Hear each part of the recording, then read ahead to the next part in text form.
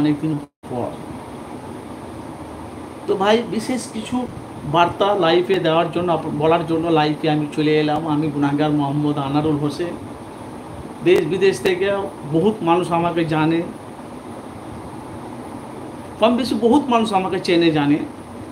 তো আমি এখন ভাই লাইফে এসেছি কিছু গুরুত্বপূর্ণ কথা বলার জন্য লাইফে এসেছি বিধায়ক এমএলএ নওশাদ সিদ্দিকীকে নিয়ে। আপনারা জানেন যে বসিরহাটে হাজী নুরুল ইসলাম ইন্তিকাল হয়ে গেছে, আপনারা জানেন।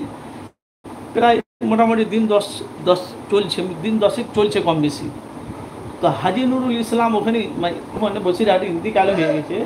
এখন উপনির্বাচন ভোট হবে, ভালো করে বুঝবেন। একটা নেতা ছিলেন, এমপি ছিলেন, ইন্তেকাল হয়ে গেছে। ভাই কুল্লু নাফসিক যাও কদম, মত তো সবারই হবে, কেউ আগে কেউ পিছিয়ে, সে যে ধর্ম যে জাতি হোক না কেন। এখন ওই যেদিনকে জানাজা হয় সেদিনকে কিন্তু বিধায়ক নওশাদ সিদ্দিকী বসিরহাটে মাইয়াতে কিন্তু ওখানে সামিল হয়েছিলেন জানাজার সময়, ভালো করে বুঝবেন। তো এখন উপনির্বাচন ভোট হবে।